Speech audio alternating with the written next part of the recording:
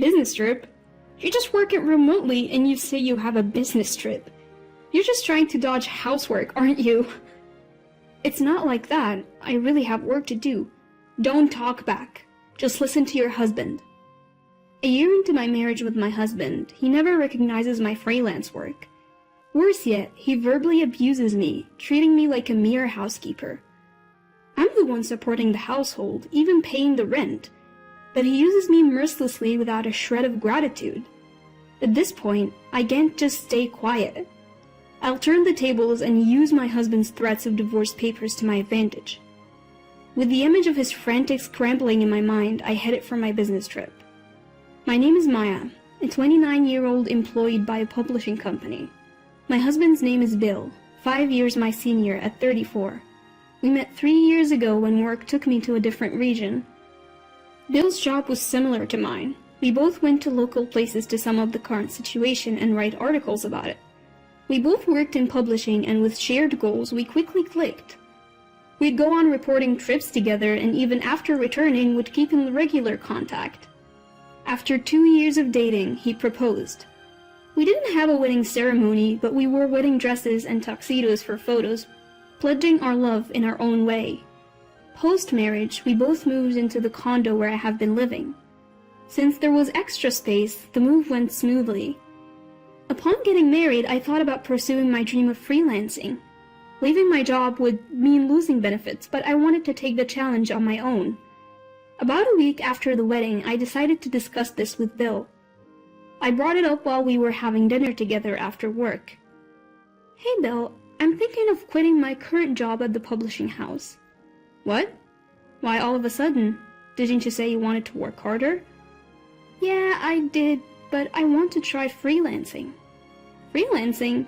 You're going to become an independent reporter? Yes. I want to work freely without being constrained by the company's policies.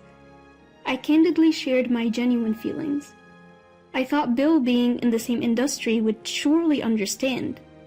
But then, what came out of my husband's mouth wasn't encouragement, but mockery. Piffed. Independence? Really? Come on. You know that's not gonna happen. Why? How can you be so sure if I haven't even tried? You're dreaming too big. The only reason your articles are popular is that you work for a publishing company. That may be true, but what? You think you can keep that popularity if you go solo? That's not fair. Look, you're not cut out for this. We're married. Focus on housemaking, not your career. As he ate the dinner I made, he spoke those cruel words as if they were nothing. I was infuriated. Today, even his comments on the taste of the food bothered me. I tried to persuade him more than once, but he was unyielding. He even threw harsh words like, "You can't do it. It's a waste of time." Yet, I didn't plan on taking this lightly either. If I gave up on my dream now, I'd regret it for sure. So I ignored his words and decided to go for it. I submitted my resignation and ventured on a path as a freelance reporter. That night, after quitting my job without telling him, Bill erupted. "What the hell? Didn't I tell you not to quit?" "I'm sorry, but I just can't give up. What if this jeopardizes our finances? Can you take responsibility?" "Well, about that..." "Enough. Listen, I'm only putting $1,000 a month into our expenses. If that's not enough, I'm not covering for you. Got it?" "I understand." I thought he would support my dream as partners should, but reality was much harsher. A rift formed between us, with the one person I needed support from the most rejecting me. Bill, why would he say such things? All I wanted was his support for my dream. Was it naive to expect complete understanding just because we're married? It's painful, but I can't give up my dream here. I have to succeed now more than ever because I chose to act against his will. I strengthened my resolve. His verbal attacks and pressure intensified over time. He started berating not just my work, but me as a person. When I came home even a little late, he would get furious. "What time do you think it is? It's past 7 p.m. "I'm sorry, traffic was bad." Didn't I always say to be back by 5? No dinner ready when I get home. That's unacceptable. I'm sorry, I'll make it right now. I already ordered delivery. Expect a bill for that later. Staying overnight for field reporting was an absolute no-go, thanks to my husband's rules. So I had no choice but to limit my reporting to places I could visit and return from within the same day. But sometimes interviews take longer than expected or traffic just doesn't cooperate. You can't predict what will happen until you're actually on the scene. My husband insisted that I be home by 5 p.m., but that's not always doable, given how weather or unforeseen circumstances could throw a wrench in the works. That being said, confronting my husband head-on was not an option. He goes to a physical office every day and works his tail off while I have the freedom to work remotely unbound by organizational rules. I guess he couldn't stand that our working environments were so different. Understanding his feelings, I always tried not to provoke him, but I kept striving in my career as a feature writer. Initially, I submitted articles to various platforms on a freelance basis and got paid per assignment, but eventually I started getting direct commissions. I even got requests to start a blog, so in addition to feature writing, I began blogging too. My income skyrocketed as a result. Before I knew it, I was earning roughly 3 times what I made as a salaried employee. Some months, I even pulled in more than $10,000, providing more than enough for our savings. Even after achieving a stable monthly income of $10,000, I kept it a secret from my husband. I knew he'd flip if he found out I was freelancing and making more money than him.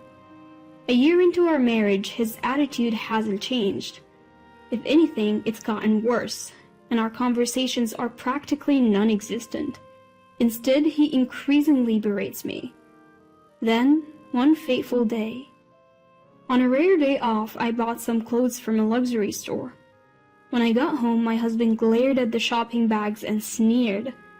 "You can barely bring in any money and you're out shopping like it's nothing. Do you even know your place? I earned the money myself, so why can't I spend it?" "Huh, really? Aren't you using the $1,000 I give you every month?" "That's not it. That $1,000 can even cover rent. Why would I touch that?" "Did you just call me low income?" "No, nobody's saying that." Suddenly, he hurled his beer can at me. It narrowly missed me but spilled all over my new clothes. "What are you doing?" Fuming, he shouted back. "I give you $1,000 every month, okay? You should be grateful." "Grateful? The missing rent and all the other bills are paid from my earnings. You must be dipping into your savings, right? There's no way you're making more than me." "Believe what you want, but I'm not burdening you, not in the slightest." "Go ahead, keep talking. Don't expect any handouts from me later on." My husband threw a can and sneered at me, not even bothering to apologize. I felt like I was reaching my breaking point with him. Several months later, I received a direct request from the publishing company I regularly contribute to, asking me to cover natural disasters overseas. It's an overseas assignment, so a day trip was out of the question. I decided to tell my husband about the work trip. "Bill, I know it's short notice, but I'll be traveling overseas for work this weekend." "Work trip? You're just a freelancer. What are you talking about? You just want to slack off on housework, don't you?" "That's not it. I really have to go. There's no way a freelancer like you has to go on an overseas work trip. How could you lie like that?" "It's not a lie. I was directly asked by the publisher." "Don't talk back. Just listen to your husband." As if I were the one being unreasonable, my husband continued to berate me. Fed up with his irrational behavior, I glared at him. Finally, he spoke, clearly irritated. "Do you even know your place? You're just a reporter in name only, practically unemployed, and yet I still stay married to you." "Stay married to me?" "Yeah. You wouldn't survive without me. If you have a problem with that, let's divorce." My husband pulled out divorce papers from his suit pocket and tossed them in front of me. That was the moment. A vein in my temple throbbed, and a rage I've never felt before consumed me. I can't take it anymore. I absolutely refuse to stay married under these conditions. From now on, I'll use him to my advantage. My husband always threatened me with divorce papers whenever he was displeased. Until now, I'd always apologized because I didn't want a divorce, but I realized that wasn't necessary anymore. I filled out the divorce papers and submitted them while he was out. I also arranged to terminate our condominium lease at the end of the month. Furthermore, I moved up my overseas work trip and headed to my destination that day. I didn't tell my husband anything and kept my messages and call notifications off. Having finished all my work, I returned home after 2 weeks abroad. The time was already past 8 p.m. and the lights were on in the house. I didn't want to see him, but I had no choice but to go home. Taking a deep breath, I opened the front door. Hearing that, a series of loud footsteps erupted from the living room. I looked up and saw Bill standing tall with his arms crossed. Just as I was about to speak, he started yelling at me. You have the nerve to come home like nothing happened. Where have you been without even replying to my messages? I told you, remember? I was on a business trip abroad. Business trip? Business trip? Seriously, as if someone like you, who occasionally works remotely to write boring articles, could ever go on a business trip. I told you, I got an assignment from the publishing company. I even got paid for it this time. Paid? What did you get, like $10? What a fool, spending money on transportation to go abroad just to make $10. Bill kept on belittling me with his crude laughter. But what he didn't realize is that we're no longer husband and wife. He's only able to act so high and mighty because he doesn't know, and his words no longer have any effect on me. Finally, I calmly said, "Do you enjoy putting people down like that?" "What? What are you talking about? If you feel belittled, it's your fault, isn't it?" "I haven't done anything to be looked down upon by you. In fact, I make about 5 times more than you do." 5 times? As if. That would mean you're making close to $10,000 a month. Yes, that's correct. What? Faced with this unexpected truth, Bill's face twitched. He clearly couldn't stand the fact that I made more than he did. Fuming, he blurted out, "You've got to be kidding me, you're such a liar. I'm divorcing a wife who won't even do the housework." Panting heavily, Bill shoved new divorce papers in my direction. With a smile, I revealed the truth to him. Another new form for me to sign. "Yes, sign this quickly." "Don't worry, I already submitted the divorce papers 2 weeks ago." What are you talking about?" "We're not married anymore. Why are you still in this house?" Bill stammered, barely able to get words out. Finally he spoke. "What do you mean you filed for divorce? Why would you do that?" "Why? Because you handed me the papers." "But I didn't really want a divorce." "Well, too bad. I thought it was okay to part ways, so I filed." "You've got to be kidding me. I just gave you those papers to scare you into understanding your role as my wife." Bill grabbed my shoulders, his eyes filled with anger. As I suspected, he never intended to divorce me. He just wanted to intimidate me into obeying him. Knowing this, I chose to divorce him anyway. I realized I could never be happy with him. Finally understanding this, I unleashed all my pent-up feelings. "You think you can lecture me? Do you know how it feels to have your dreams mocked by the one person who should support you?" "Hold on, Maya, don't call me like we're friends. We're divorced, we're strangers now." "What am I supposed to do now? Can I stay here?" "This is my condo. You're essentially trespassing. I never want to see you again. Leave now."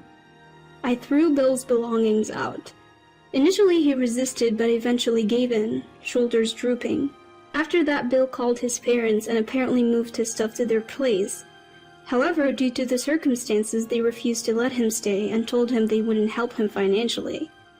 As a result, he had no choice but to live on his limited income and move to a cheap apartment far from his workplace.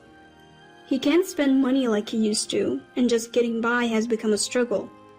His savings have run out, and now he's living a dull life just trying to save money. As for me, I've signed a lease on a different condo and started living alone. The move went smoothly, and now I'm enjoying my work in my new home office. Thankfully, my articles are getting featured on major online platforms.